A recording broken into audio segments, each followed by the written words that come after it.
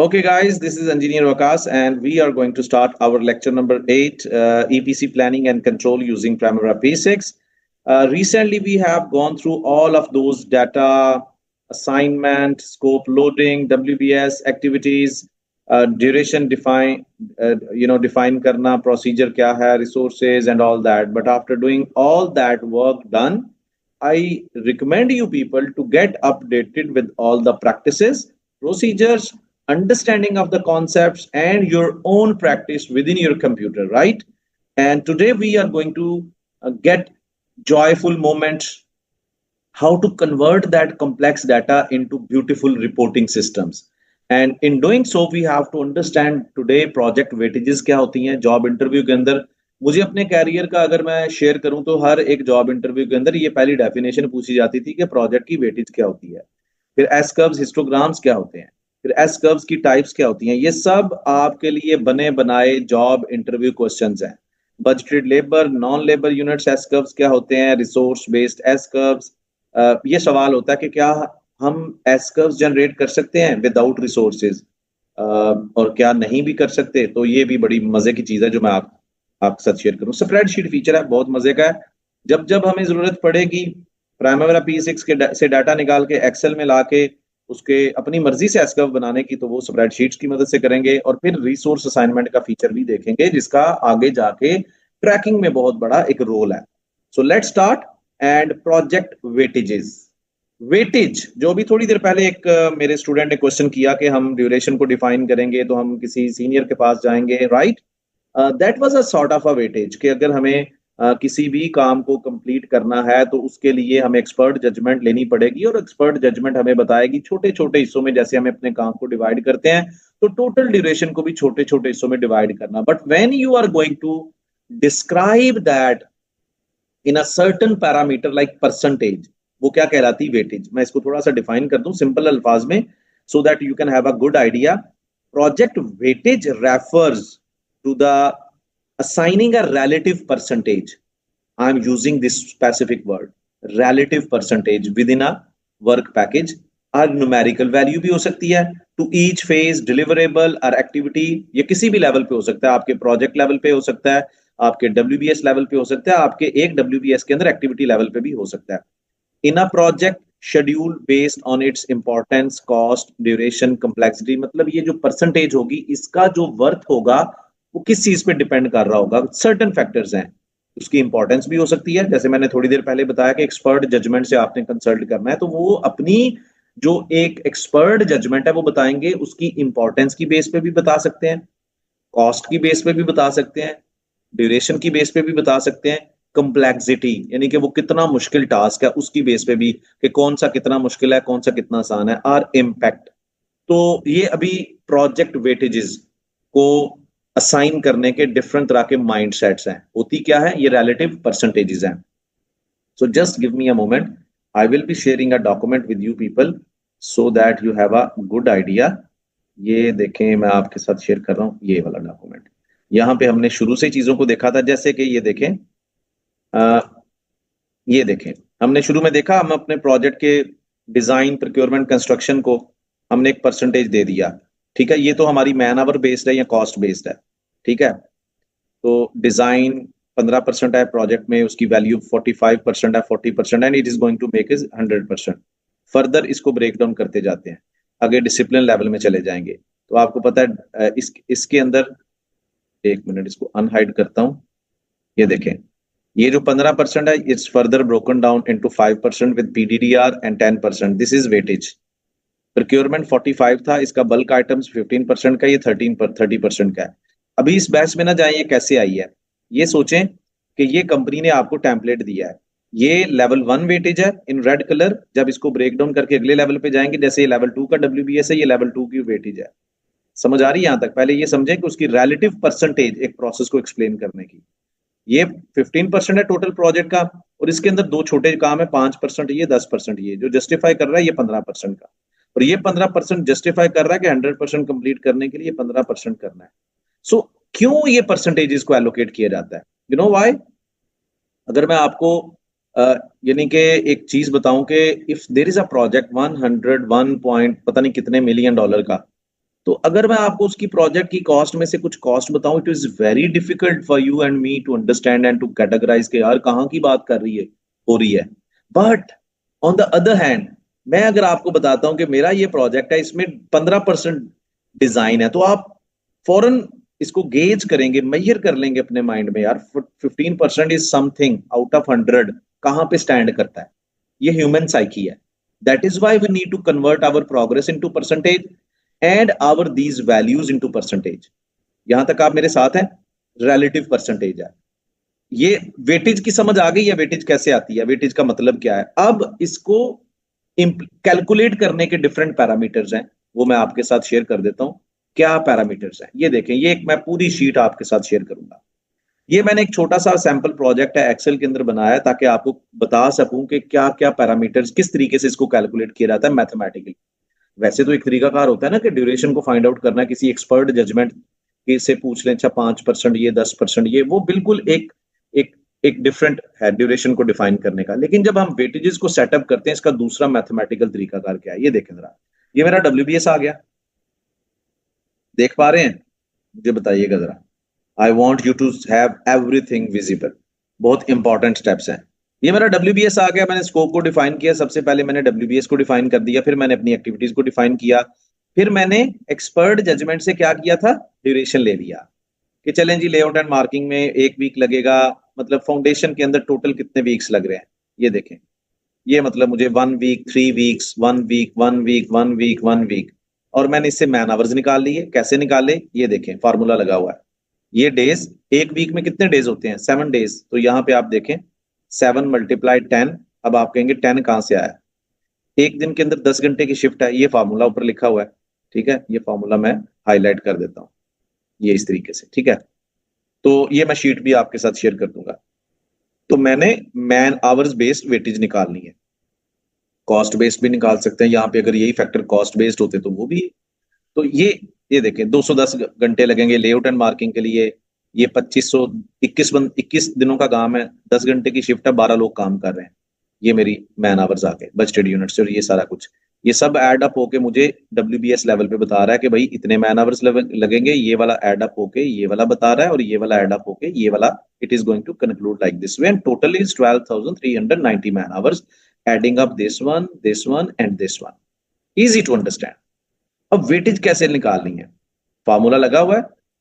ये value, this value, formula is there, this value C5 divided by 12,390, right, is going to give me 42%, 27%, 29%, and going to add up 100%.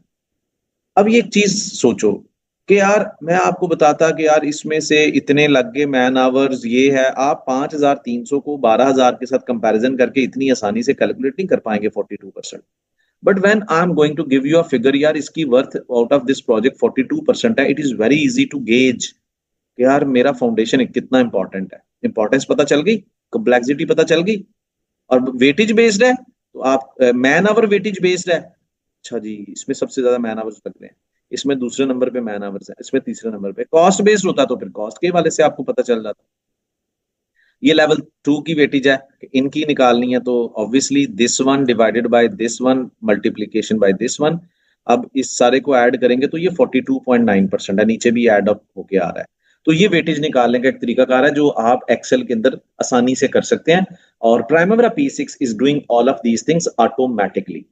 यहां तक clear है? ये छोटी सी sheet बनाई है आपको पूरा कॉन्सेप्ट देने के लिए कि जो वैल्यूज हमने असाइन की अभी तक एस कर्व्स के अंदर, वो कैसे प्राइमरा P6 यूज करेगा। और आप भी इस प्रोसेस को कस्टमाइजेशन में, एक्सेल में हम बहुत सारी रिपोर्टिंग कर रहे होंगे, तो हम भी इसी प्रोसेस को यूज कर सकते हैं।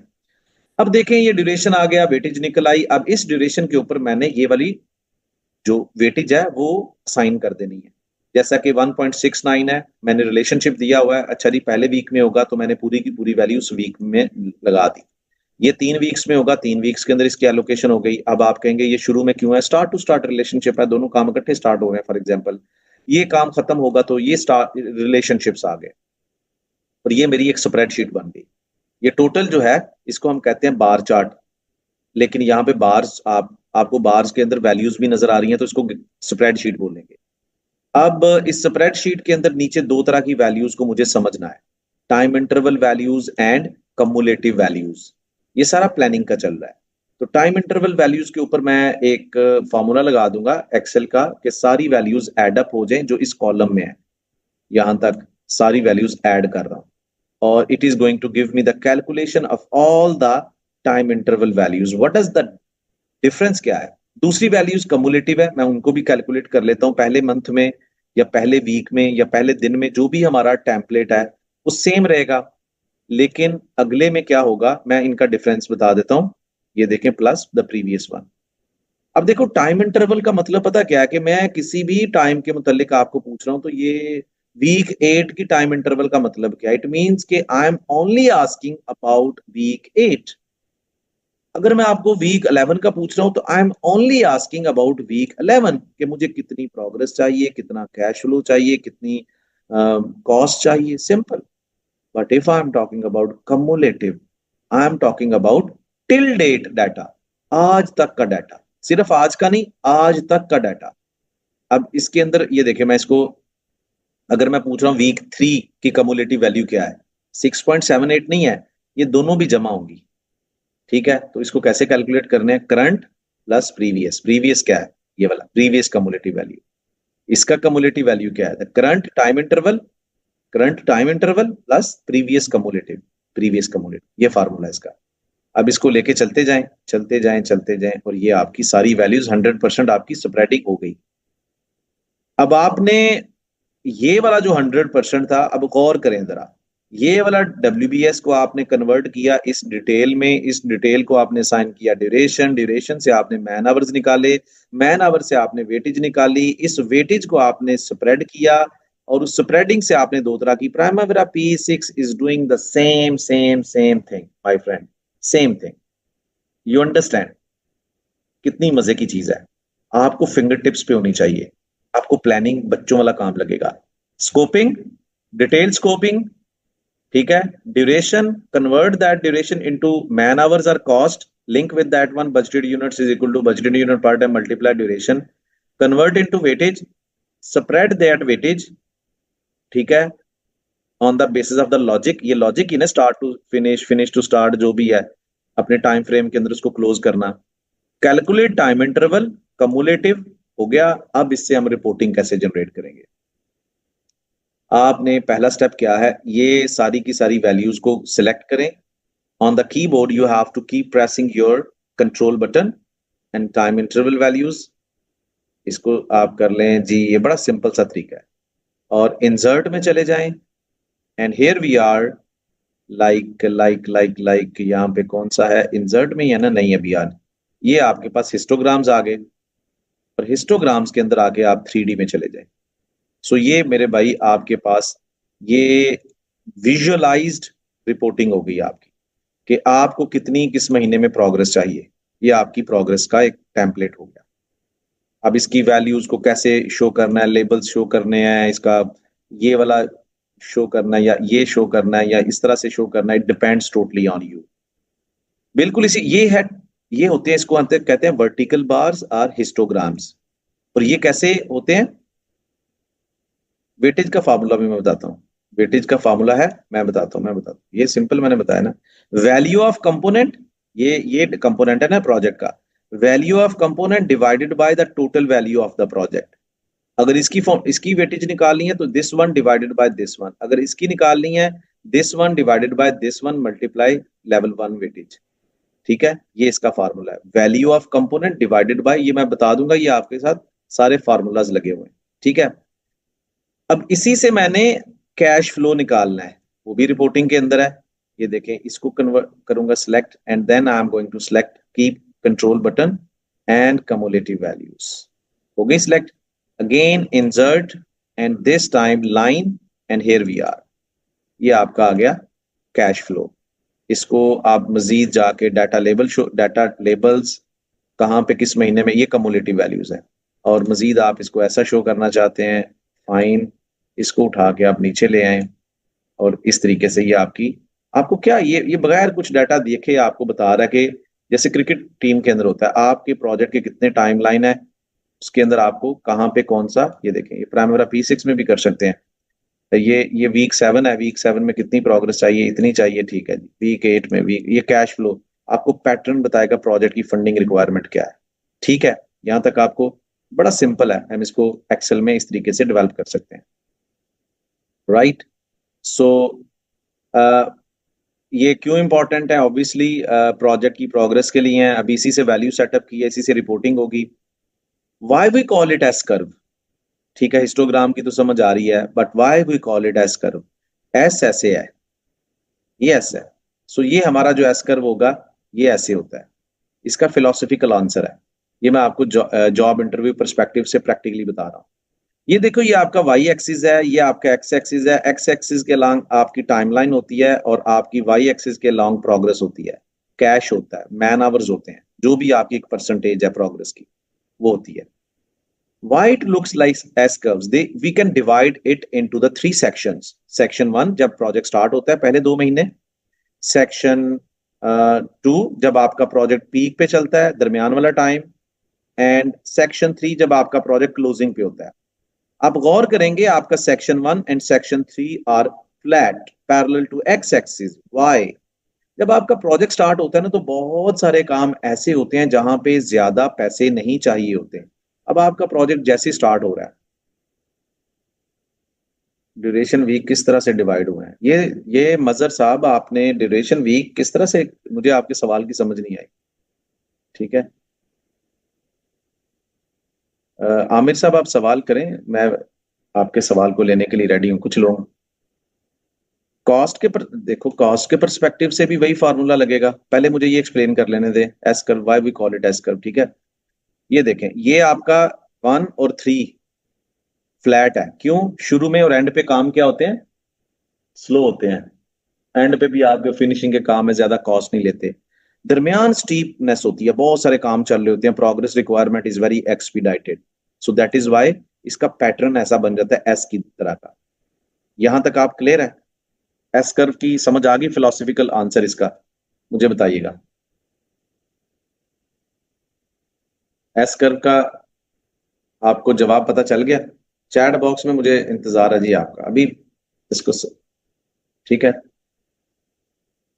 कॉस्ट कॉस्ट के परस्पेक्टिव से भाई देखो, यही चीज आप कॉस्ट, अच्छा मैं कहता हूं कि इसको ना माने, ये कॉस्ट नहीं है, ये मैन आवर्स नहीं है, ये कॉस्ट है आपकी। ये आपकी कॉस्ट है, मैं लिख देता हूँ, ये आपकी कॉस्ट है, तब भी वही रहेगा। ठीक है, ये कॉस्ट है आपकी, आपके $5,320 लगेंगे फाउंडेशन के, और ये आपकी कॉस्ट आ रही है डायरेक्टली।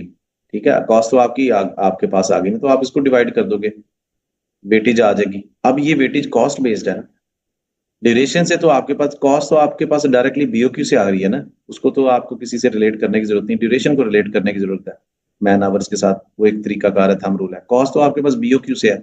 या दूसरा तरीका कार ये होता है कि मैन आवर के एक यूनिट को रेट दिया होता है आपने, किसका, कि एक $50 का एक मैन आवर है, तो मैन आवर को मल्टीप्लाई करके कॉस्ट में ले जाए और उस कॉस्ट को यही प्रोसीजर कर दे, value of component divided by value of total. ठीक है,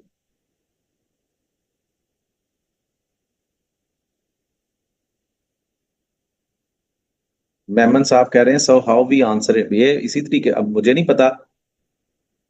जी जी, फाइनल एस्टिमेशन के बाद ही sir, how we answer it in an interview, we can't.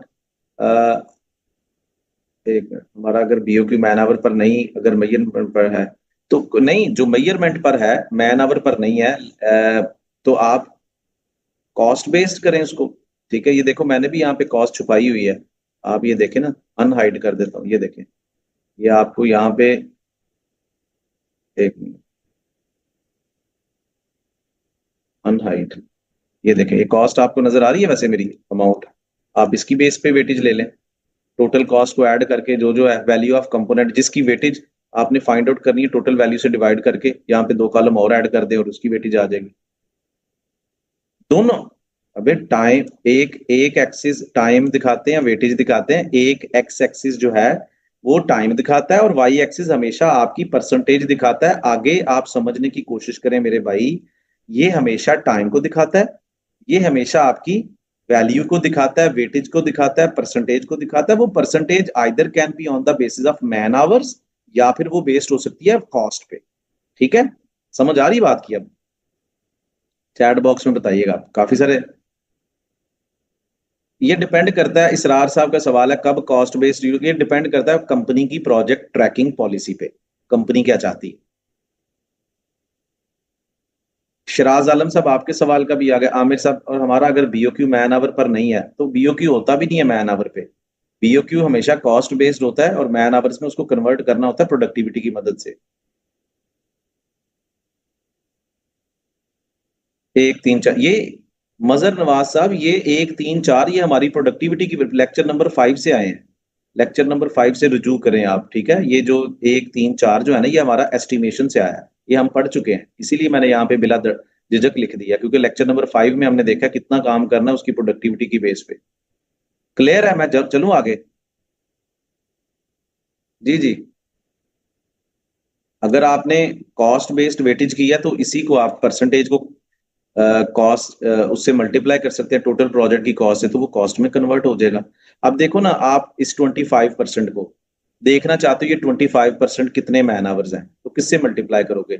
आप 25% को यहाँ से मल्टीप्लाई करोगे, आपको पता चल जाएगा इस टाइम पे आपके कितने मैन आवर्स लगने चाहिए। अगर ये कॉस्ट है तो कॉस्ट से मल्टीप्लाई करेंगे तो कॉस्ट भी, ये प्लान्ड है, ठीक है। Okay, I hope I answer the question. अच्छा, एस कर्व की फिलॉसफी पता चल गई। और अब देखो एस कर्व टाइप्स जो हैं, ये एक्सेल में मैंने आपको बता दिया एस कर्व टाइप्स क्या है। 2 तरह के या 3 तरह के पहले हम एस कर्व्स देखते हैं, uniform S curves and non uniform. Uniform ऐसा नहीं है कि उन्होंने यूनिफॉर्म पहना होता है। ये देखें, ये आपका वाई एक्सिस है और ये आपका एक्स एक्सिस है, और अगर आप एक काम को 10 दिन में कंप्लीट कर रहे हैं और आपकी 100% वैल्यू है, 100% तक है, तो यूनिफॉर्म कब होगा? वो जब वो स्ट्रेट लाइन है, every single day you are spending 10% 10% 10% 10% straight line है, ठीक है। ये क्या है? ये इसको आप स्ट्रेट लाइन ऐसे समझे। ये क्या है? Uniform. Every day you are spending the same amount. No, ये यहां तक आपको समझ आ गई। एक एस कर्व होता है जिसको हम बोलते हैं यूनिफॉर्म। एस कर्व तो नहीं बोलेंगे, ये आपका प्रोजेक्ट का प्रोफाइल हो जाएगा। दूसरा जो रियलिस्टिक है ना, वो होता है नॉन यूनिफॉर्म। क्या मतलब? अब इसने यूनिफॉर्म नहीं पहना होगा, नहीं भाई, इसको हम बोलते हैं वेरिएबल। जैसे एस करता है कि कभी काम ज्यादा है तो उसकी अंदर वैरायटी आ जाएगी, कभी काम कम है तो उसको ग्राफ ऊपर चला जाएगा। मतलब इस टाइम में और कुछ उसकी डिमांड है, इस टाइम में कुछ और डिमांड है, इस टाइम में कुछ और डिमांड है, ठीक है। इसको हम बोलते हैं वेरिएबल कर्व या नॉन यूनिफॉर्म। अब नॉन यूनिफॉर्म कर्व को आगे मजीद 2 हिस्सों में डिवाइड कर सकते हैं। ये आपकी टोटल प्रोजेक्ट की स्ट्रेटजी पे डिपेंड करता है। पहला होता है फ्रंट लोडेड। फ्रंट लोडेड का मतलब क्या? आपके प्रोजेक्ट की जो टाइम लाइन है ना, उसको 2 हिस्सों में डिवाइड कर लिया जाता है।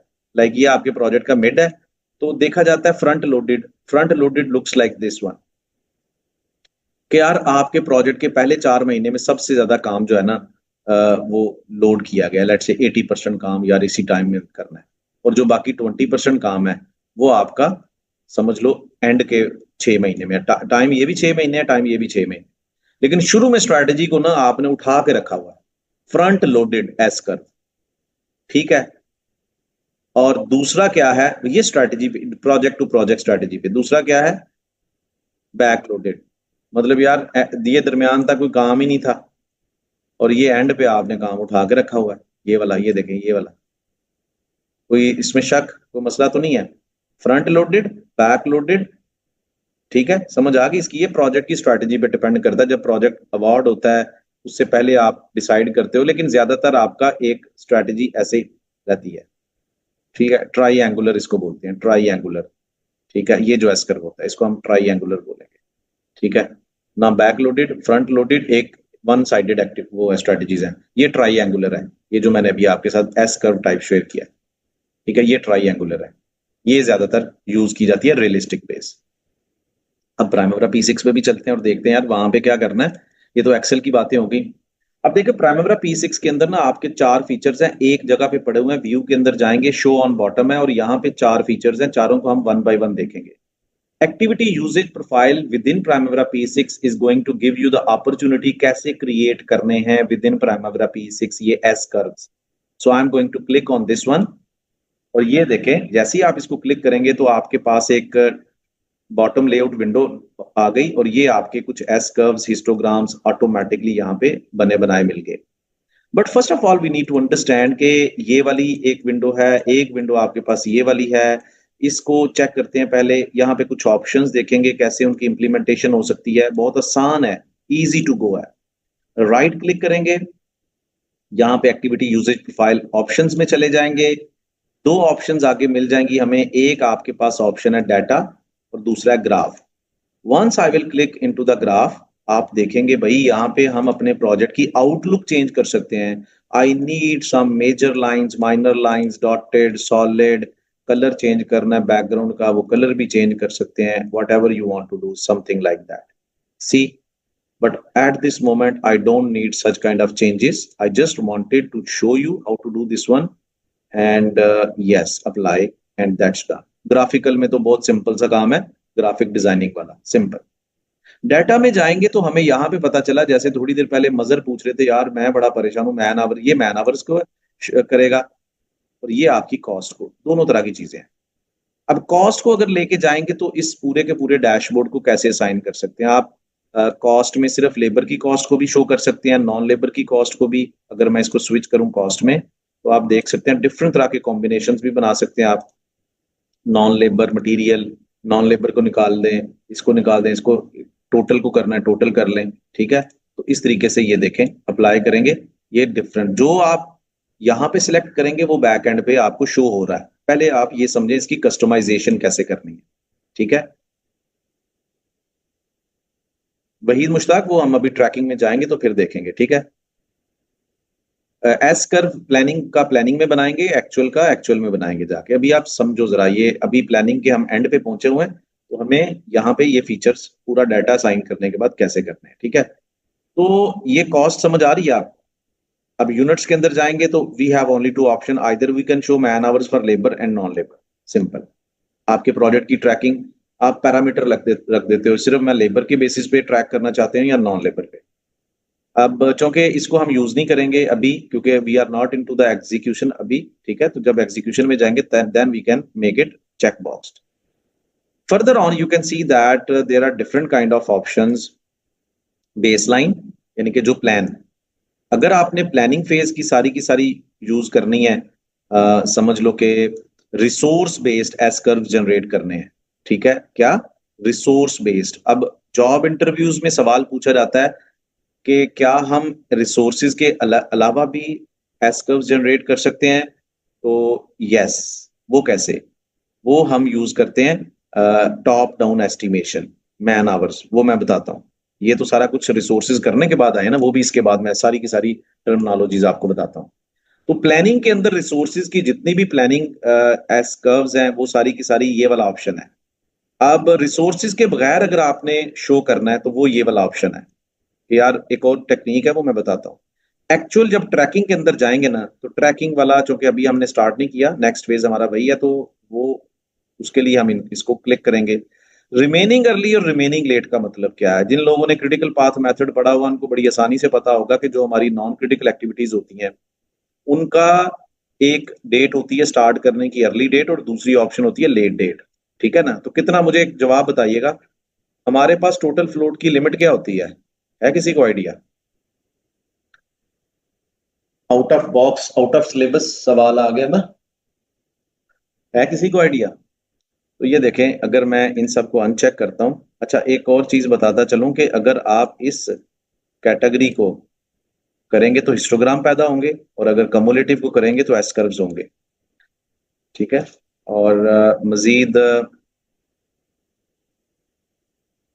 ये कलर भी चेंज कर सकते हैं अपनी मर्जी से।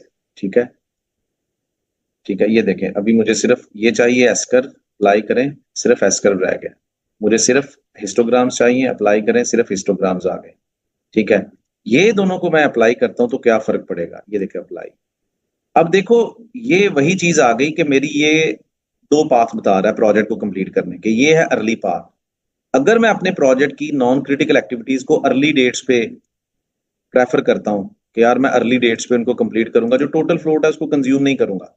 ठीक है, एक मिनट जरा मैं इसका ना पूरा वर्जन निकाल लूं। ये देखिए, एंड पे जा एक ही पॉइंट पे रहे, ये देखिए एक पॉइंट पे मीट कर रहा है। तो अब मेरे प्रोजेक्ट के अंदर जो नॉन क्रिटिकल एक्टिविटीज है उनके पास दो तरह की ऑप्शन है। एक ये है कि यार उन एक्टिविटीज को अर्ली डेट्स पे मैं एग्जीक्यूट करूं, और दूसरा ऑप्शन है कि टोटल फ्लोट जो है उसको कंज्यूम करूं। यानी कि जैसे आपका एक दोस्त होता है, वो कहता है यार मैं जल्दी जल्दी आपके पैसे वापस कर दूंगा अगले 10 दिन में, ये उसकी अर्ली रिटर्निंग आपको डेट है, अर्ली। लेकिन कहता है यार अगर मैं बड़ा भी लेट हुआ ना तो इस महीने की 20 तारीख को तो हर हाल में आपको पैसे वापस कर ही दूंगा। तो ये आपके दोस्त के पैसे लुटाने की पहली पॉसिबिलिटी है 10 तारीख, और ये आपके दोस्त के पैसे लुटाने की जो है ना वो 20 तारीख पैटर्न आ गया। अगर आप अपने प्रोजेक्ट का टोटल फ्लोट कंज्यूम नहीं करना चाहते, you are just saving that early पे ही, तो आपका कैश फ्लो फ्लो जो होगा ना, प्रोजेक्ट फंडिंग रिक्वायरमेंट होगी वो ऐसी होगी। अगर आप कहते हैं नहीं यार मैं अपनी एक्टिविटीज को लेट करूंगा, देन आपको थोड़ा लेट पैसे चाहिए होंगे, तो उसकी प्रोजेक्ट फंडिंग रिक्वायरमेंट ऐसे होगी। मिल ये एक ही पॉइंट पे रहे हैं, ठीक है। तो इस फीचर से आपको आइडिया भी हो जाता है। अगर ये आपका भाई अर्ली वाला यहाँ पे होता और लेट वाला यहाँ पे होता, बिल्कुल ही लेटा होता एक्स एक्सिस के साथ, तो फिर इतना बड़ा गैप इज नॉट रिकमेंडेड, क्योंकि उसकी परसेंटेज 15 to 20% नहीं हो सकती, वो हो सकता है 40% है पूरे प्रोजेक्ट का ड्यूरेशन का। वो एक प्रैक्टिकल चीज नहीं है। एक तो इस चीज से हमें ये भी एनालिसिस करने का मौका मिलेगा। But getting back to the topic, ये देखें अभी हमें बेसलाइन को ही यहाँ पे करते हैं, और ये हमारे आगे प्लानिंग फेज का सारा कुछ आ गया है। यहां तक आपको आइडिया हो गया चीजों का कि कैसे इसको एक्टिवेट करना है, समझ आ रही है? मतलब एक्टिवेशन का मैंने बताया कि प्लानिंग फेज का एस कर्व कैसे आएगा, अगर नहीं आ रहा टाइम स्केल भी चेंज कर सकते हैं उसको। अब मजीद चीज मैं आपको बताने जा रहा हूं कि यहाँ पे ये जो चीजें हैं ये बड़ी मजे की हैं। अभी जो आपको पूरे के पूरा प्रोजेक्ट का ये सारा कुछ मिल रहा है, सारे प्रोजेक्ट का ये, अब अगर आप देखें ना तो किसी भी वीक के अगेंस्ट, इसको थोड़ा सा मैं स्प्रेड कर दूं ऐसे, वीक 24 का मैं ये देखें, तो वीक 24 का वो मुझे कह रहा है कि वीक 24 में मुझे 160 घंटे चाहिए। ठीक है, किसके? क्योंकि मैंने नॉन लेबर यूनिट्स को एक्टिवेट किया हुआ है यहाँ पे जाके। ये देखें, कॉस्ट में चले जाते हैं टोटल में, ताकि ये देखें स्विच कर सकते हैं आसानी से कॉस्ट। ये देखो primary P6 is not taking a lot of time. यहाँ पे आपने डाटा दिया हुआ है, एक्सेल की तरह नहीं है, आराम से। ये देखो वो कह रहा है कि भैया वीक मई 19 वाले वीक 21 में मुझे इतने पैसे चाहिए इस ठीक है, और यहां तक मेरा इतना खर्चा हो चुका। कम्युलेटिव का भी बता रहा है और टाइम इंटरवल का भी बता रहा है। कहीं पे भी क्लिक करेंगे आपको वैल्यू आ जाएगी। देखिए डबल क्लिक किया, ये वैल्यू आ। अब ये तो पूरा प्रोजेक्ट शो कर रहा है ना, ये पूरे प्रोजेक्ट का प्रोफाइल है। अब सिलेक्टेड एक्टिविटीज, अगर मैं इस ऑप्शन को क्लिक करता हूं तो क्या होगा? लेट से मैं अपने किसी भी प्रोजेक्ट के अंदर जाता हूं और मैं कहता हूं कि भाई लेट से मैं आपको यहाँ पे गाइड करता हूं। ये देखें, कंस्ट्रक्शन में चलते हैं। ओके, ये देखें, ये सिर्फ एक एक्टिविटी का शो कर रहा है, लेआउट एंड मार्किंग। और इसके साथ में अगर इस पूरे वर्क पैकेज को, तो ये पूरे वर्क पैकेज को शो कर रहा है, क्योंकि नीचे मैंने क्या किया हुआ, सिलेक्टेड एक्टिविटीज। जो मैंने प्राइमरी P6 में सिर्फ एक्टिविटीज को सिलेक्ट किया हुआ ना, सिर्फ उन एक्टिविटीज का शो करेगा। समझ आ रही है? ये देखो 2 वर्क पैकेज कर सकता हूँ, 4 वर्क पैकेज कर सकता हूँ, इट डिपेंड्स। एक चीज ये हो गई, टोटल प्रोजेक्ट भी हो जाएगा, पार्शियल प्रोजेक्ट, थोड़ी activities it will be done. अब वाइस वर्सा क्या है, मैं इसको दोबारा ऑल एक्टिविटीज में कन्वर्ट करता हूं और टाइम पीरियड को चेक बॉक्स कर देता हूं। मैं टाइम पीरियड को चेक बॉक्स करूंगा ना, तो अब ये यहां पे मैं जो सिलेक्शन करूंगा, सिर्फ उस वीक के अंदर होने वाली activities will be shown here, not all the activities. कैसा मजे का फीचर है। वीक 22, वीक 22 में सिर्फ ये एक्टिविटीज हो रही है, वीक 20 सिर्फ ये एक्टिविटीज हो रही है। Okay, I can go like week 46, सिर्फ ये एक्टिविटीज हो रही है। I can find out the things, simple. अब आपको एक और चीज मजे की बताऊं, इसी चीज को और मजे तरीके से रिसोर्सेज के परस्पेक्टिव से समझना है। So what I need to do, just 1 minute, इसको मैं क्लोज कर दूं। अच्छा, इसको क्लोज करने के लिए दोबारा से आपने व्यू में जाना है, क्योंकि मैंने उसको एक्टिवेटेड ही किया हुआ है। इसको टाइम पीरियड को खत्म करो, इसको बंद किया। अब दोबारा से हमने व्यू के अंदर जाके शो ऑन बॉटम में जाना है। Resource usage profile sounds like same, activity usage profile and resource usage profile. यहाँ पे फिर उसी तरीके से एक बॉटम लेआउट विंडो ओपन हो जाएगी, और इस विंडो के अंदर आपको एक साइड पे बहुत सारे रिसोर्सेज नजर आ रहे हैं और दूसरी साइड पे उसी तरीके की एक विंडो है। मैं यहाँ पे करंट प्रोजेक्ट के रिसोर्सेज को ओपन कर लेता हूँ, करंट प्रोजेक्ट के रिसोर्सेज, और यहाँ पे हम कर लेते हैं, एक मिनट जरा, ये देखें नॉन स्किल्ड। जिस रिसोर्स को क्लिक करेंगे उसके अगेंस्ट उसका कितना यूटिलाइजेशन है वो आ जाएगा। उसी तरीके से एस कर राइट क्लिक करेंगे, रिसोर्स यूजेज प्रोफाइल ऑप्शंस में सेम कॉन्फ़िगरेशन है, कस्टमाइजेशन ग्राफ, उसी तरीके से data either you want to show in units और cost, budgeted, actual, early, late, जो भी है सेम, क्लोज, सिंपल। ठीक है, यहां से आप रिसोर्सेज को चेक करते जाएं जिस जिसको शो करना चाहते हैं। ठीक है, ये नॉन स्किल्ड आ गया, यहाँ पे आप मल्टीपल रिसोर्सेज हैं, you have to see all around. ठीक है, कौन कौन सा रिसोर्स है, ठीक है, उसको आप क्लिक करेंगे, उसका प्रोफाइल कहाँ पे कितना किस वीक में यूज हो रहा है, एक ही तरह के दो फीचर्स हैं। अब ये सारी रिपोर्टिंग की विजुअल्स हैं, इसके पीछे जो डाटा होता है ना उसको हम बोलते हैं स्प्रेड शीट। व्यू के अंदर जाएंगे, शो ऑन बॉटम में एक्टिविटी यूजेज स्प्रेड शीट को क्लिक करेंगे तो आपके बॉटम लेआउट विंडो में ये वाली शीट ओपन हो गई। ये शीट क्या है भाई, ये शीट समझने वाली बात है। अभी थोड़ी देर पहले एस कर्व में आप क्लिक कर रहे थे तो आपको एक एक वीक का बता रहा था, यहाँ पे वो क्या कर रहा है, पूरे के पूरे प्रोजेक्ट को WBS हर एक लिहाज से वो शो कर रहा है। लेकिन इसकी कस्टमाइजेशन कैसे करनी है, बहुत सिंपल है। नीचे वाला यहाँ पे राइट क्लिक करेंगे, ये स्प्रेडशीट ओपन हो चुकी है आपकी, स्प्रेडशीट फील्ड्स, और यहाँ पे आपके पास दो तरह की वैल्यूज हैं, cumulative values and time interval values. Further you can सी कि कम्युलेटिव वैल्यूज को उसने कॉस्ट में, अर्नड वैल्यू में, फाइनेंशियल में और यूनिट्स मैन आवर्स में। सेम टाइम इंटरवल्स के लिए हमारे लिए ज्यादा इंपॉर्टेंट कॉस्ट और मैन आवर्स हैं। अभी हम छः छः वैल्यूज भी यहाँ पे डिस्प्ले कर सकते हैं, 10 भी कर सकते हैं और एक भी कर सकते हैं। सिंपल सा तरीका है। मुझे अभी बजटेड टोटल कॉस्ट अगर चाहिए तो मैं इसको निकाल देता हूँ, वही तरीका अप्लाई करता हूँ कि यहाँ पे मुझे कौन सा डाटा चाहिए। ऊपर आ गया बजटेड टोटल कॉस्ट का, मैं वीक्स को थोड़ा सा एक मिनट जरा, ये देखें आपका, ये आपकी हर एक्टिविटी के अगेंस्ट टोटल कॉस्ट आ जाएगी। फ्लोट इंक्वायरी में कितने पैसे लग रहे हैं, but this is time interval value. इसको आप कम्युलेटिव में भी लेके जा सकते हैं। सिंपल, आप कम्युलेटिव में जाएं, कॉस्ट में जाएं, और यहाँ पे बहुत सारी ऑप्शंस हैं आपके, बहुत कैटेगराइजेशंस हैं। जैसे कम्युलेटिव बजट टोटल कॉस्ट है, इसको निकाल दें और ये ले आए, सिंपल, ये आ गई। अब इस टोटल कॉस्ट को आप इस तरीके से शो कर सकते हैं। ये स्प्रेडशीट है, स्प्रेडशीट में याद रखें मैन आवर्स भी शो कर सकते हैं। अब आपको एज अ प्लानिंग इंजीनियर ये बड़ा इंपॉर्टेंट टास्क दिया जाता है, यार कस्टमाइज्ड एस कर्व तैयार करें।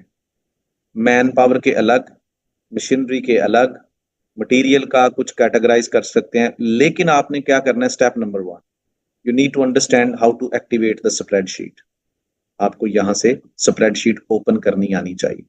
You need to understand how to customize this spreadsheet by right click over here and open that window जहां पे टाइम इंटरवल वैल्यूज और कम्युलेटिव वैल्यूज हैं, किस वैल्यू को यहाँ पे लेके आना है और किस वैल्यू को यहाँ से इधर लेके जाना है। Number 3, get the instructions from the client.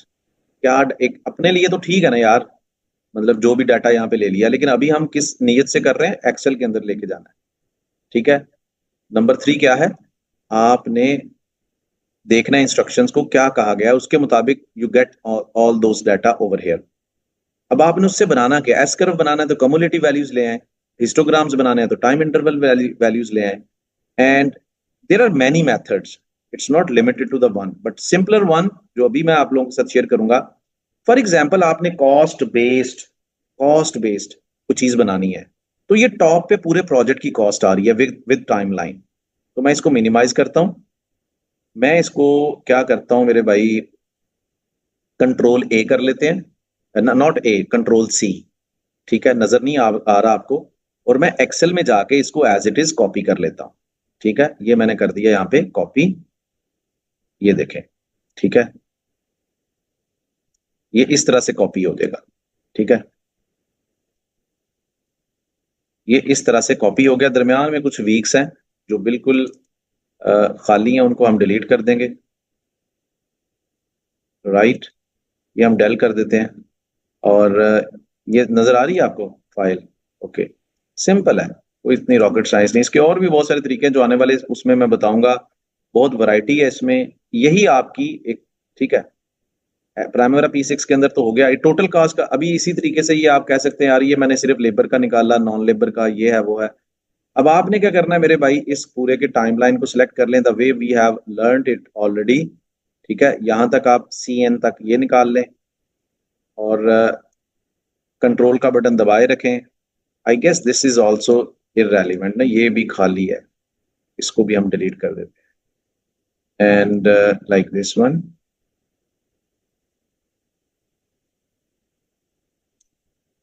And over here I will press control and like this one, दोनों कर लिए। insert, here we are and like this one, see थोड़ा टूटा फूटा है, जैसा डाटा है वैसा ही होगा ना, जिस तरह का डाटा मैंने एलोकेट किया हुआ है उस तरीके से ये बेचारा यहाँ से इस तरह से। ठीक है, सो that is how you can generate your S curves over here. इसका डाटा लेबल लगा सकते हैं, ये ट्रैकिंग के लिए इस तरह के टेम्पलेट्स बनाने आने चाहिए एक्सेल के अंदर। ठीक है, यहाँ तक बात क्लियर है। ये आपकी बेसिक एक्सपर्टीज होनी चाहिए इस लेवल पे, इतना डाटा आप करके सिंपल डिफरेंट पैरामीटर्स बना के आप एस कर्व्स हिस्टोग्राम्स बनाने आने चाहिए। ठीक है, बात समझ आ गई। बिल्कुल इसी तरीके से आप व्यू के अंदर जाके रिसोर्सेज का डाटा भी, रिसोर्स यूजेज स्प्रेडशीट में जाते हैं तो आपको ये देखें जरा, ये आपका यहाँ से मैन पावर नॉन स्किल्ड, ठीक है, जहां जहां पे आपने एलोकेशन की होगी आपको वो सारे का सारा डाटा मिल जाएगा। ठीक है, आपके रिसोर्सेज का ये देखें, अभी ये देखें, ये नॉन स्किल्ड आपका वीक 35 36 में काम कर रहा है।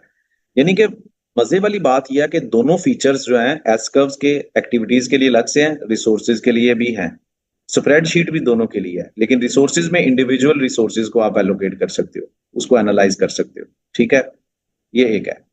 अब आते हैं दूसरी तरफ, और उसके लिए मुझे एक और प्रोजेक्ट को ओपन करना पड़ेगा जिसको मैंने इस काम के लिए किया हुआ है। एस कर्व्स के अलावा क्या आप रिसोर्सेज को एलोकेट कर सकते हैं?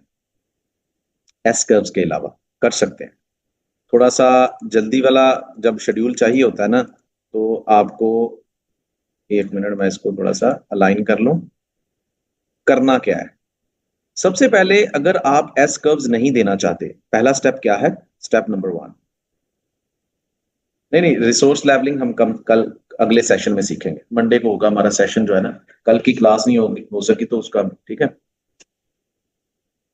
एक्सेल करनी पड़ेगी भाई साहब, एक्सेल। एक्सेल आपकी जो सीनियर मैनेजमेंट है ना उसको आराम नहीं आता जी, नहीं एक्सेल में चाहिए। प्राइमरी P6 में सब कुछ है लेकिन फिर भी ये एक्सपर्टीज चाहिए आप, कोई बात नहीं है। ठीक है, तो समझ नहीं आती जी ट्रैकिंग के लिए, फिर इजी टू यूज है। नहीं मंडे को ही करेंगे, ठीक है। अच्छा जी, अभी पहले ना टॉपिक पे रहे, मैं दरमियान में इरेगुलर चीजें भी करी बताई जा रहा हूँ आपको है कब।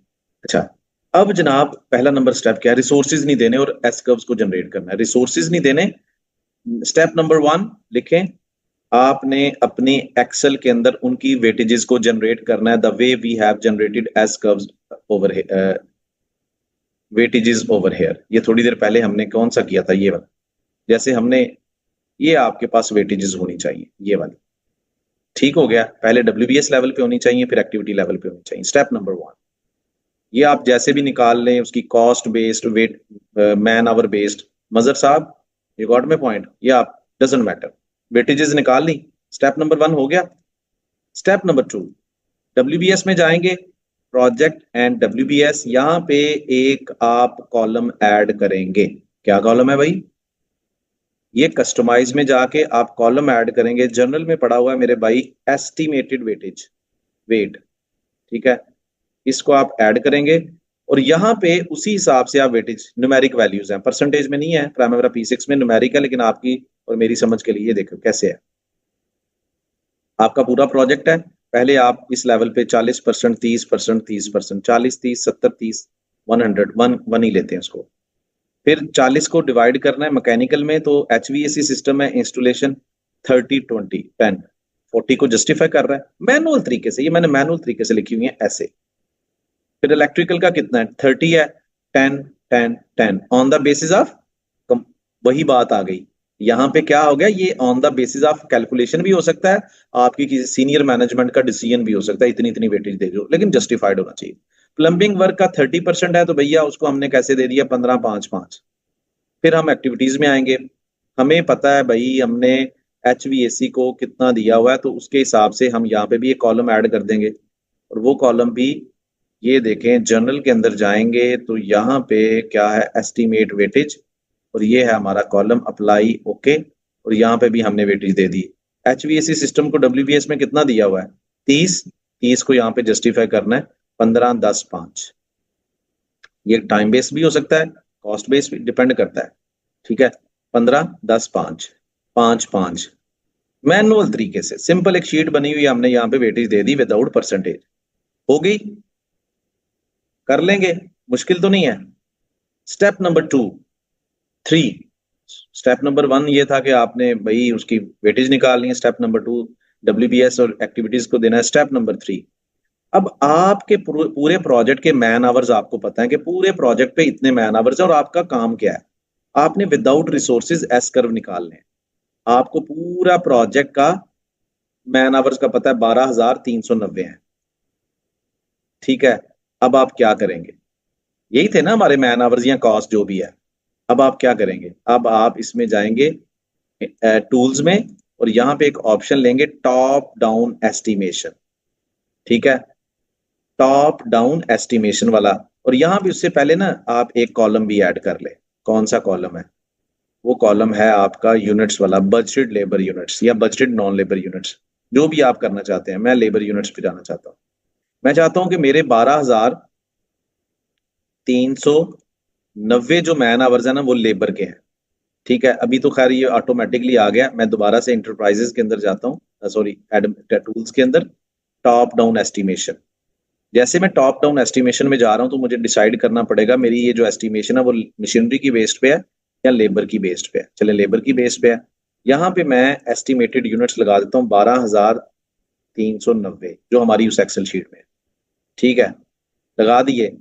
एग्जिस्टेंस ये वाला ऑप्शन कर दें, ठीक है, और इसको अप्लाई कर दें, सिंपल, यस, ओके।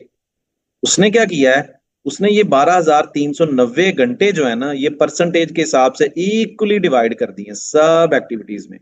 अगर इसकी 5% कॉन्फ़िगरेशन है तो उसने 12,390 का 5% 620 इसको एलोकेट कर दिया, इसको 2%, इसको 3%, इसको 5%।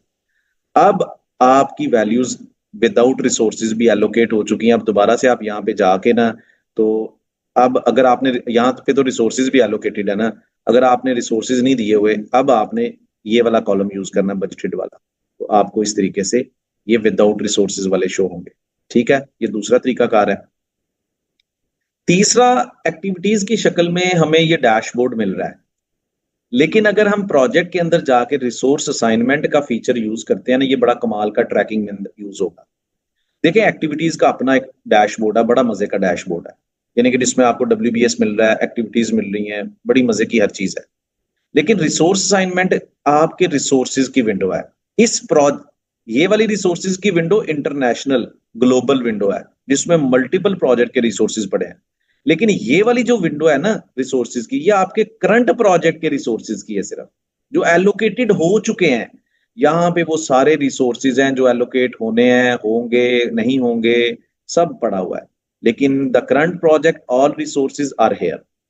एक साइड पे आपकी रिसोर्सेज की विंडो है और दूसरी साइड पे आपकी स्प्रेड शीट है। बहुत बड़ी वैरायटी वाली ये फीचर है, और इसके अंदर आप तीनों कॉलम्स तीनों ऑप्शंस लगा सकते हैं, group and sort by, columns, filters, ये तीनों ऑप्शन बड़े अच्छे तरीके से लगेंगे। यानी कि कॉलम अपनी मर्जी से ऐड कर सकते हैं, फिल्टर लगाना है फॉर एग्जांपल, ये देखें आप यहाँ पे फिल्टर लगा सकते हैं रिसोर्स टाइप का। फॉर एग्जांपल कैसे, रिसोर्स आपके प्रोजेक्ट के रिसोर्सेज 3 तरह के होते हैं ना, man power, material, machinery, and you just want कि यार मुझे ना, ये कहाँ पे गया रिसोर्स टाइप, ये एक मिनट, ये देखें, मैं कहता हूं मुझे सिर्फ कौन से रिसोर्सेज चाहिए, मुझे लेबर रिसोर्सेज देखने हैं, लाए, ये आपके अभी जितने भी रिसोर्सेज आपको नजर आ रहे हैं ना ये लेबर है। अगर मैं नॉन लेबर के अंदर जाता हूं, अप्लाई, ये सिर्फ नॉन लेबर रिसोर्सेज नजर आ रहे हैं। और अगर आप मटेरियल को देखना चाहते हैं, अप्लाई मटेरियल, कल 7B लेक्चर में हमने कॉस्ट अकाउंट और एक्टिविटी कोड्स भी पढ़े हैं। अगर आप उनको भी यहाँ पे लगाना चाहते हैं तो आप यहाँ से उनका पैरामीटर सिलेक्ट कर सकते हैं, जैसे रिस्पॉन्सिबिलिटी। अगर आपने किसी को कॉस्ट अकाउंट दिया हुआ है, रिसोर्स कोड दिया हुआ है, तो आप उसको भी, जैसे होता है ना हमारे प्रोजेक्ट के अंदर डिफरेंट तरह के सप्लायर्स हैं, ए बी, मैन पावर की बेस पे तो हम रिसोर्सेज को कैटेगराइज कर सकते हैं। ऐसे ही है कि यार ठीक है, मैन पावर अलग से आ जाएगी, मटेरियल अलग से, मशीनरी अलग से, क्योंकि हमने शुरू में ही उनको कैटेगराइज किया हुआ है। बट अगर हमारी मैन पावर के अंदर भी 4 सप्लायर्स हैं, supplier A B C D, ठीक है ना, तो हमने 7B के अंदर देखा है कॉस्ट अकाउंट कैसे हम एलोकेट कर सकते हैं, तो यहाँ पे आके उनको कैटेगराइज भी कर सकते हैं। अभी आप यही सोचें, समझें कि किस तरीके से हमने इन चीजों को रिसोर्स असाइनमेंट के अंदर सेग्रीगेट करना है। ये फिल्टर इसको मैं डिलीट कर देता हूँ to get back the original thing. अच्छा, इसमें ग्रुप एंड सॉर्ट बाय के अंदर जाके आप कस्टमाइज करें। ये देखें, कस्टमाइज करके आप यहाँ पे आए WBS कि यार मुझे ये WBS की तरह का ना, ये देखें WBS की तरह का आपको नजर आ रहा है। जैसे आपने WBS बनाया हो ना, मैकेनिकल HVAC, ये तो खैर एक और प्रोजेक्ट मैंने खोला है वेटेजेस को समझाने के लिए। ये देखें, ठीक है, बिल्कुल उसी तरीके से आपके सामने ये चीजें WBS की, जो जो आप चीज, तो ये एक खुद एक्सप्लोर करने वाला काम है। बाकी यहाँ पे आपको स्प्रेडशीट मिल रही है, वही चीज स्प्रेडशीट ऑप्शंस, इसको राइट क्लिक करेंगे, स्प्रेडशीट फील्ड्स में जाएंगे, कस्टमाइज, वही चीज है। कौन सा पैरामीटर आप शो करना चाहते हैं, कस्टमाइज, कम्युलेटिव या टाइम इंटरवल, ठीक है। ये खुद एक्सप्लोर करने वाले फीचर्स हैं, ठीक है। ये जितना आप इसको खुद एक्सप्लोर करेंगे, it will be more fantastic for you people. So that's all for today. I hope there were amazing lessons. It all depends कि अब further on आपने पीछे नहीं हटना, किसी चीज को होल्ड पे ना रखें, and try to explore these things by your practice, right? That's all. Thank you very much.